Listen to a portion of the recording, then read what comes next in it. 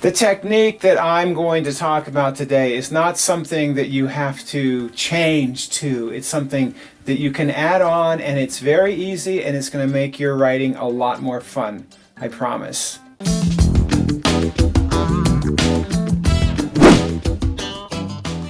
This technique may sound obvious at first, as in way too obvious, but it really works. And I would love it if you just give it a try. So here's how it goes. And I'd like you to give me a chance to explain the whole thing rather than like, oh, I got that, I'm going to move on. So basically, a lot of people, and I don't care whether you are a plotter, right, somebody who plots out their whole book ahead of time, or you're a pantser, you kind of go by the seat of your pants, and that can be true for novelists, it could be true for memoir writers, it could be true for any kind of writer. And without getting into the debate of which is better, I use a hybrid combination of those two myself, but you know, whatever works for you is fine with me. This technique will work for any style. And so basically what it is, what I call it is layering. And layering means you go through your whole book, or you go through your whole email, you just write a draft of it without spending too much time digging in, and then you do a second layer of that. And again, it may not be worth it, like some emails are not important, and some are. Some you might be, for example, looking for a position to hire, or you're on a dating website, or whatever it is. This will work for anything, and it'll work for an epic 150,000 word novel. I do recommend you keep it under 100,000 words, but that's a whole other subject. Layering. So first step, you just go through it and you kind of stay in the flow. And when I say you kind of stay in the flow, what I mean is don't think it out too much. Don't try to get all your dialogue right. Don't try to get all your descriptions perfect. Just write it out and be in the flow of the whole work. And let's just talk about books as an example. This will apply to email, it'll apply to an essay, it'll apply to a PhD thesis, anything.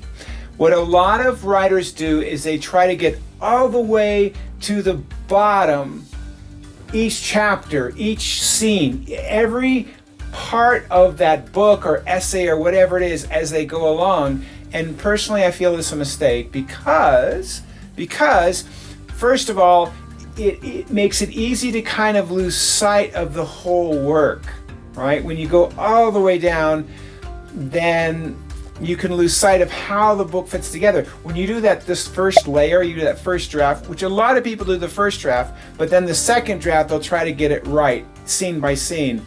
And that's what I'm recommending, is you don't. You just do that second layer, you do a third layer. The fourth layer is where you might work on the dialogue, you might work on the description, whatever feels right to you. I don't have strict rules for that as far as what you have to do with each layer, but it really makes a difference if you don't try to get all the way involved in it. Here's something that happens, what I've seen a lot with my writing students, is a lot of times somebody will be writing something and they will get all the way into that first chapter and they just want to make it perfect, and they're showing the chapter to their beta readers, and which I don't recommend. I recommend saving beta readers till later on. That's a whole different topic for another video.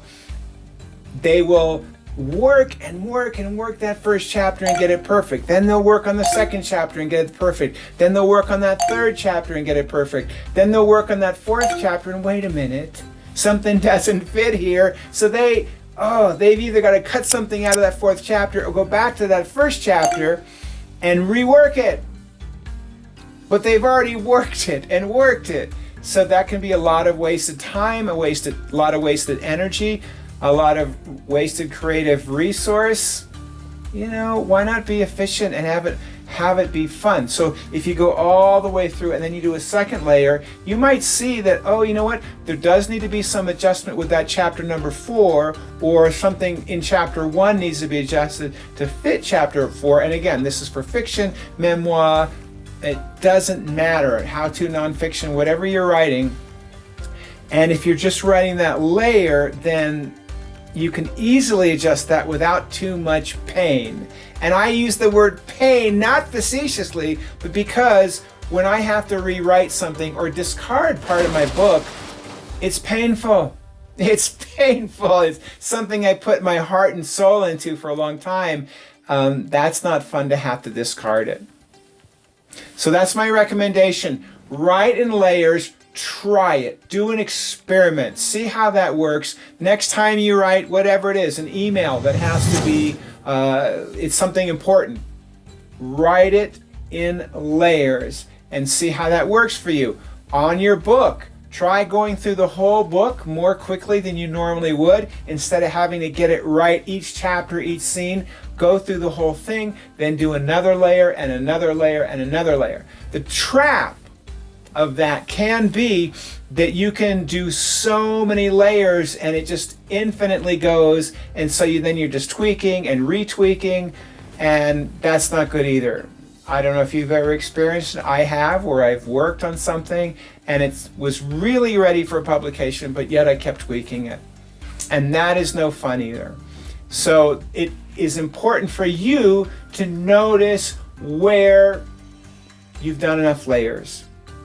One of the things that I'll do a lot of times is I will add description later on. Like, I really want to feel the story, I want to know the characters, and then add the description in a later layer. That's not what you have to do, but it could be. Same thing with dialogue. Now, dialogue, I start my dialogue early on. My books are generally dialogue driven. The dialogue is very important. They're crucial to the book itself. And I tend to put my dialogue up front, and then of course I'll adjust it as it goes along, and as the plot might change and whatever, this dialogue has to be changed to fit that plot change. That's fine, but that just happens to be how I do it. I know of other people who use layering effectively, and they'll do the dialogue at the very end. In other words, they might put a very coarse version of the dialogue early on where it's not supposed to be right. They don't try to get all their adverbs right and all their conjunctions and all their dangling participles out of the way. That's another thing. Grammar is, for me, it's one of the very last. And the reason is, yeah, I know grammar pretty well, and I can write with correct grammar as I'm going along. That's pretty correct, but I won't try to polish it, and I won't try to get it all right, and I won't look for repeated words or phrases like this phrase in this paragraph and that one there. That is in a later layer, and that saves me a lot of time, and it makes it a lot more fun. Yes, I could do that early on, and what happens is, if I do it early on, like I said before, and then something needs to adjust, I need to change everything and redo it. Just like if you've ever had the experience, if you've worked with a great proofreader, which I have, you don't want them to proofread your book or your essay or your PhD thesis too early, because if you do that, then you make the changes, you make the adjustments, and it has to get proofed again. So that's why I say I save grammar for my ultimate layer, my last layer. It's really my last stages, and you can consider proofreading, editing, those can be considered different layers if you want to.